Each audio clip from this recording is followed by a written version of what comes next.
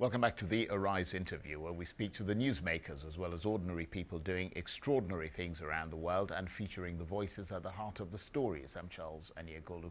Now, the Ethiopian government has urged Tigrayan forces to surrender as federal troops battle to take control of the region. The Ethiopian defense minister has warned Tigrayan leaders that they'll be brought to justice and an interim administration set up in what he described as liberated areas. The Prime Minister Abiy Ahmed said the army was in control of the western part of Tigray. A spokesperson for the UN Refugee Agency has warned that the ongoing conflict is causing the exodus of people from Tigray to grow, and the UN headquarters has expressed grave concern about the deepening crisis and the lack of protection for civilians in the area. Well, for more on what's happening in northern Ethiopia, I'm joined now by the Ethiopian political analyst and human rights activist Zelealem Tessema.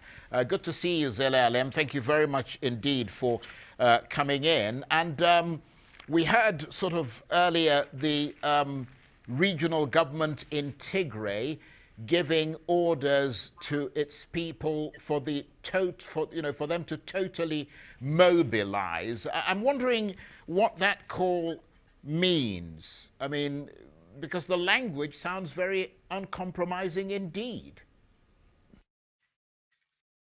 Hello, Charles. Yes, I have heard that order, but the order, there is a lot of misinformation regarding what is coming out, especially from the regional state.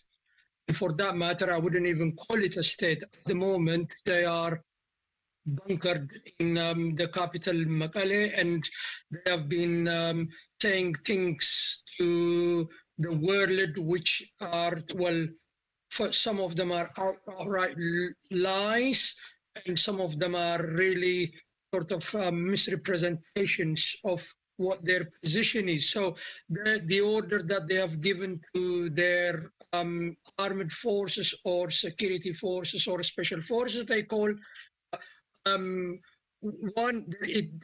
have done that from the start anyway, but unfortunately, their forces, yes, I know they have done sort of unheard kind of in history, kind of massacre on military sort of colleagues which have been in the trench with them for the last 20 years, based simply on ethnic attack. And in some of the cities that the Ethiopian army has liberated and that they have fled, like Maikadra and Shiraro, and they have basically slaughtered ethnic, mostly Amhara people, but there won't be anything new that they haven't done up to now. What they mean by that is because the government forces are closing into the capital where they are.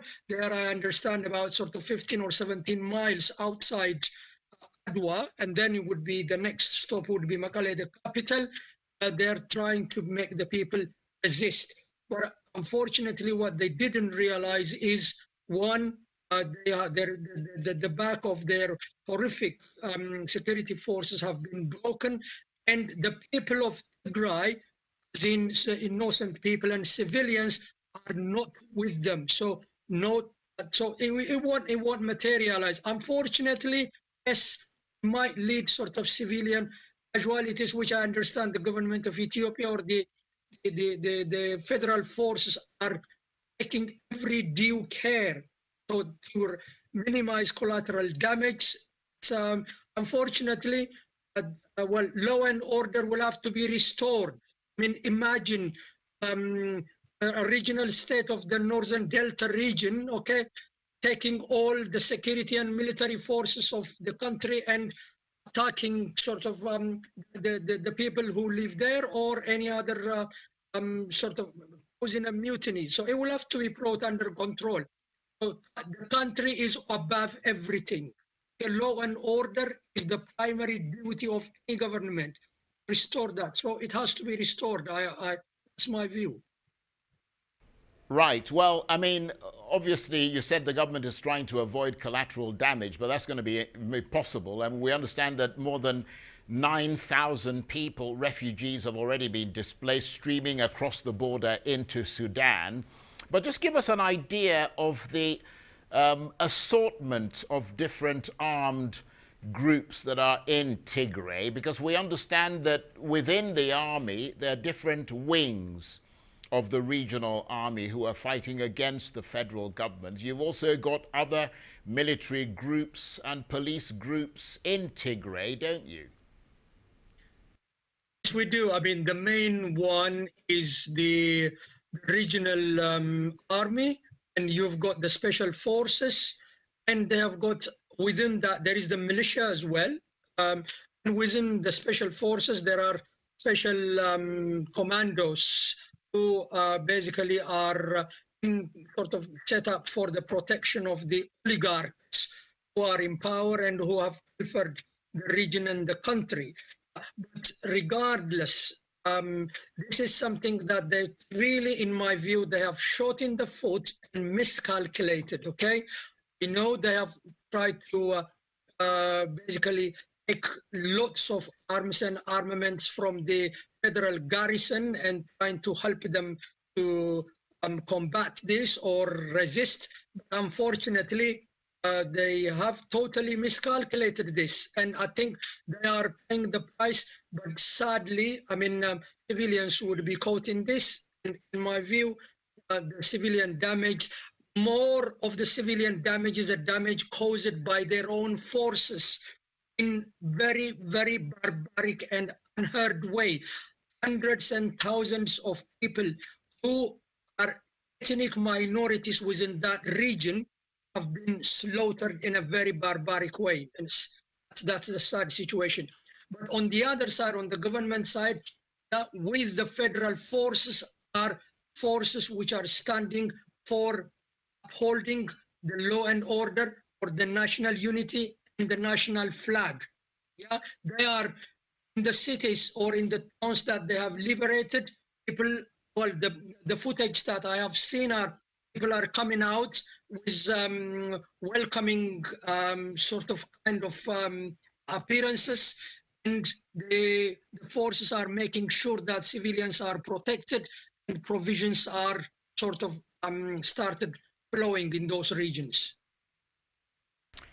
Yes, of course, but I mean, expectedly, this ongoing fighting has led to a basic shortage of supplies. I mean, the UN has expressed grave concern about the fate of a lot of civilians. I mean, there are thousands of Eritrean refugees in several camps in that region. I mean, there are a lot of people, you know, over 1 million people, I understand, who are dependent on cash handouts from the government. There are so many other people who have already been displaced, even before this conflict began. I mean, so you're looking at, you know, mass displacement inside the Tigray region. I would not sort of characterize it in terms of sort of mass displacement. As I said sort of the other day, I'm sincerely hopeful this is going to be a very short operation. As the cities and the towns sort of are getting liberated, provisions and basic services are sort of going back in place.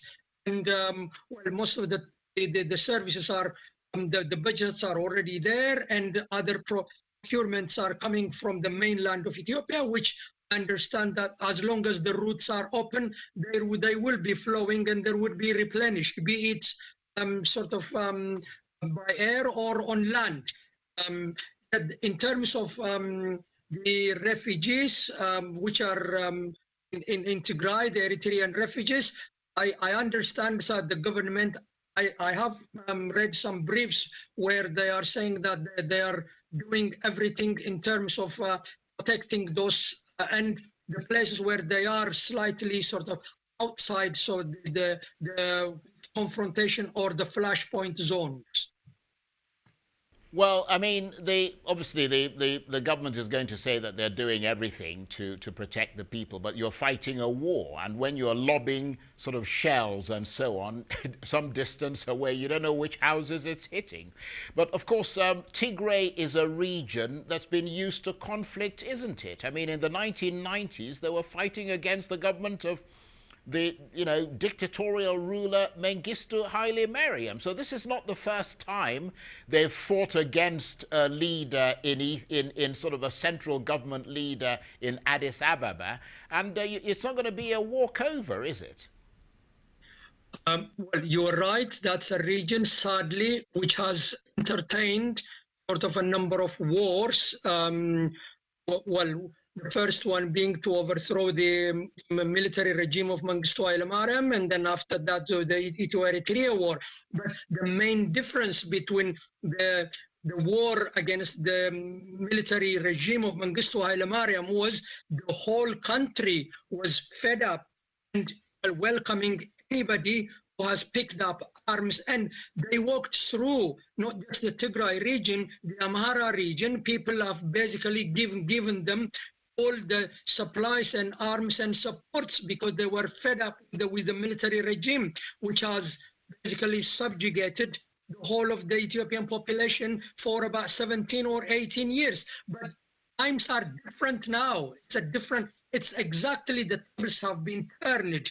They are the people who have been, a repressive regime which has been distressing the country for over 27 years. And to be honest, that regime is so hated. People have fought and made so much sacrifices in terms of bringing this change. And, well, Ethiopians are not going to be fooled, taken or for a fool about throwing away change that they have brought with a lot of sacrifices. So the regime in Tigray, okay, they are not supported by anybody. The whole country, I would say to you, including the people of Tigray, who have lost their basic and universal rights under that regime, a cartel of gangs who rule by impunity, they don't support them. So the table is different this time.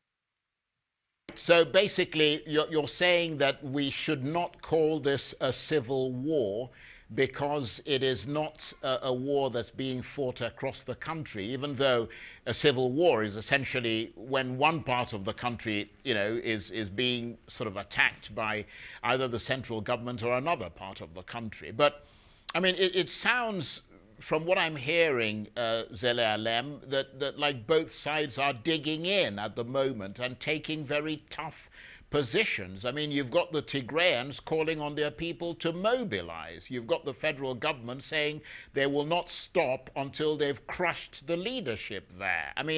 Just remind us of what this conflict is really all about as objectively as you can, so that we understand the positions of both sides, because this war is probably going to need to be ended through negotiation. Yes, Carlos, this is not a civil war, okay? This is an operation about bringing law and order in the country. Since the sort of change came to Ethiopia, as in political change, and the people, the TPLF regime, who has been the leader of the coalition and who have been dominant in that coalition and who have been basically ruling the country with lots of gross human rights that I have come on your TV program and talked about for the last sort of 2-3 years ago. All of that has come after a lot of sacrifice the Ethiopian people have paid. And then this change has come. But unfortunately, right, these people who have not accepted the change, because it would be a total shock and their dominance has ended and their way of life is not going to be the same. At least the Ethiopian people have excused them for all the atrocities that they have committed on them. Okay, Zelealem, I want to thank you very much indeed. I'm sorry to have interrupted you there, but we're out of time. Zelealem Tessema is an Ethiopian political analyst and human rights activist. You're watching the Arise interview. Plenty more still ahead, including U.S. Republican reaction as President-elect Joe Biden coalesces his new White House team. Stay with us.